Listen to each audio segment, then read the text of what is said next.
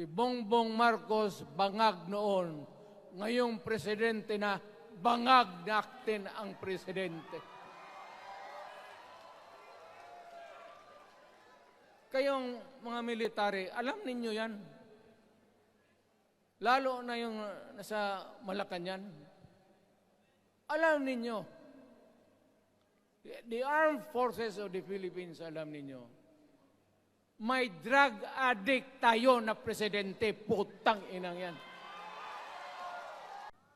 Nung ako'y mayor, pinakitaan ako ng evidence ng PDEA.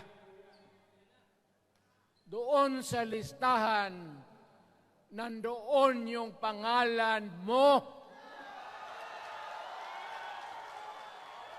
Ayaw kong sabihin yan kasi magkaibigan tayo. Kung hindi magkaibigan, magkakilala.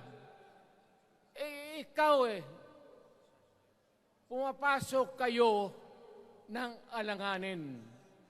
Mr. President, baka susunod ka sa dinaanan ng tatay mo.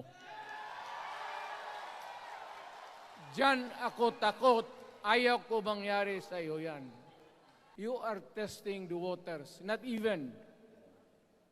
You are,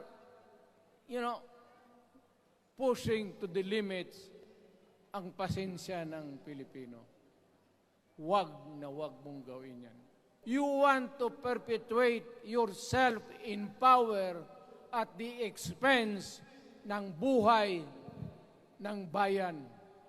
Huwag ninyong kalimutan, Mr. President, ang delikadesa. Mr. President, huwag mong kalimutan na isang term ka lang